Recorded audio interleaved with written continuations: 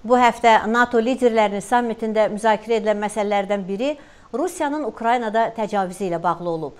Qərb ölkələri 2014-cü ildə Krımın işğalından sonra Moskvaya qarşı sanksiyalar tətbiq edib və Ukraynada münaqişəyə son qoyulması üçün Minsk razılaşmalarına əməl etməyə çağırıb.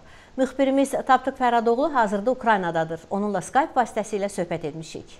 Tapdıq, siz artıq bir neçə gündür Ukraynadasınız və ABŞ prezidenti Donald Trump'ın Brüsseldə NATO sammitində çıxışını izləmişsiniz. Donald Trump'ın çıxışına orada reaksiyalar necə idi? Elə indi mən yerli televiziyalara baxırdım. Donald Trump'ın Brüsseldəki məşhur çıxışı yerli televiziyaların baş xəbərlərinə çevrilibdir və əsasən həmin xəbərləri müzakirə edirlər. İstər ekspertlər səviyyəsində, istər xəbərlər səviyyəsində, yəni televiziyaların baş xəbərləri Donald Trump'ın Brüsseldəki çıxışıdır. Donald Trump'ın xüsusilə o fikirlərinə diqqət yetirilir ki, Amerika prezidenti NATO üzvü dövlətlərini çağırıb ki, ehtiyatlı, diqqətli və güclü olmalıdırlar. Və 3 istiqamət göstəribdir cənab Trump çıxışında. O qeyd edib ki, birinci ekstremizmi, terrorizmə qarşı mübarizə, ikinci immiqrasiya məsələlərinə diqqətli olmalıdırlar və üçüncü əsas məsələ isə NATO'nun cənub və şərq sərhədlərinin Rusiya təhlükələrindən qorunması olmalıdır. Və bu üçüncü istiqamət xüsusilə də Ukrayna televiziyasının gündəmindədir. Və Donald Trump'ın o fikirləri də Ukraynada geniş müzakirələrə səbəb olur ki, Donald Trump NATO üzvü dövlətləri üzvülük haqlarını, yəni müdaxilə gəlirlərinin 2%-ni NATO'ya ödəmələrini irəli çəkdi, diqqətə çəkdi. Bu da Ukraynada xüsusi diqqət mərkəzindədir və yerli əhali də çox saylı insanlarla, mən Kiyevdə də, Odessada da, Qara dənizin sahilində yerləşir Odessa şəhəri. Burada müzakirələr etmişəm, söhbətlər etmişəm. Onlar da Ukraynanın gələcəyini qərbdə NATO'da görürlər və xüsusilə də təhlükəsizlik məsələlərində Amerika Birləşmiş Ştatlarının mövqeyini sadə insanlar, yerli əhali xüsusi qiymətləndirir. Siz Odessa şəhərini qeyd etdiniz. Keçən il Gürcüstanın keçmiş prezidenti Mikhail Saakashvili Odessanın qubernatoru vəzifəsindən istefa vermişdi. Bunun əsas səbəbini isə o geniş yayılmış korrupsiya izah etmiş və Ukraynanın ən yüksək eşelonlarında korrupsiya hallarını qeyd etmişdi. Əhalinin buna münasibəti, korrupsiya ilə bağlı fikirlərini öyrənmək imkanınız olubmu? Bəli, mən qeyd etdiyim kimi otelimiz dənizin sahilində yerləşir. Bura istirahət mərkəzidir. Hər gün bura yüzlərlə, bəlkə də minlərlə insanlar axışır. Yəni insanlarla söhbət etməyə böyük imkanlar var. Çox saylı adamlarla, yerli əhali ilə, turistlərlə söhbət etmişəm. Və onlar hesab edirlər ki, Mikhail Saakashvili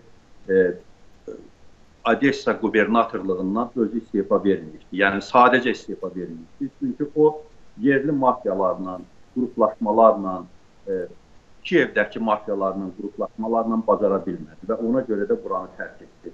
Amma Saakashvilinin reytingi də yerli əhali arasında o qədər də yüksək deyil. Çünki hesab edirlər ki, o getməməli idi və yerli mafiyaya, yerli qüvvələrə qalib gəlməlidir. Və indi burada elə bir qədər əvvəl bir neçə insanla söhbət etdim. Onlar qeyd etdilər ki, Ukraynada müəyyən dəyişikliklərə meyil etdilər. Amma qanunvericiliyi həmin dəyişikliklərə uyğunlaşdırmadılar. Məsələn, polis üçün imtahanla, müsabiqə ilə insanları götürdülər. Amma həmin müsabiqələrdə Sovet devrindən qalmış polislər keçmədi. Lakin qanunvericiliyi dəyişmədilər. Həmin o Sovet devrindən qalan, yəni o sümükləmiş vəzifələrdə olan polislər yenidən məhkəmələr yolundan öz vəzifələrinə bərpa olundu, yenə həmin vəziyyət. Amma bununla yanaşı, onu da qeyd edim ki, küçələrdə polis görünmür, insanlar çox sərbəstdir, azaddır, fikirlərini ifadə edə bilirlər və çoxlu turist axını var Odessa. Tapdıq, əhalinin sosial durumu haqda nə söyləyə bilərsiniz?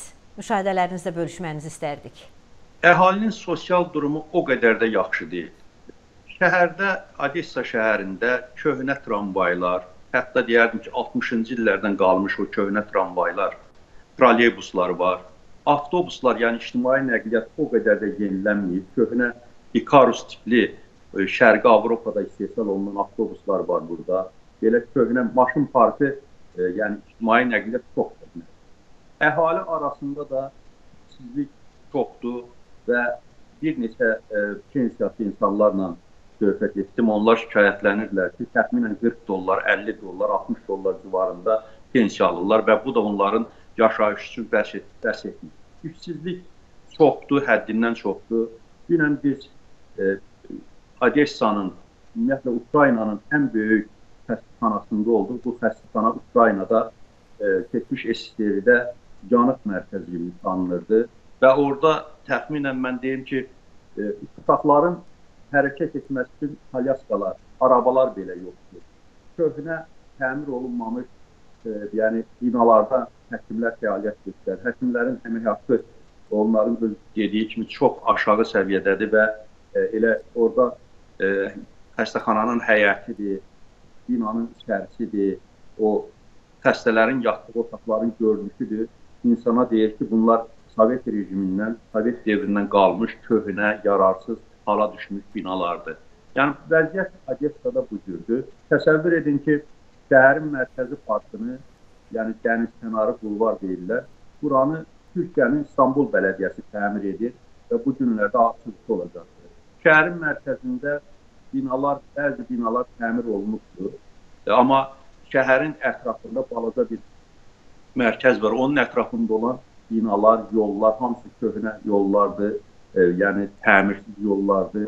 Binalar da köhnə binalardır, təmirsiz binalardır və əhali də həmin vəziyyətdə yaşayır. Qiymətlər o qədər də baha deyil burada.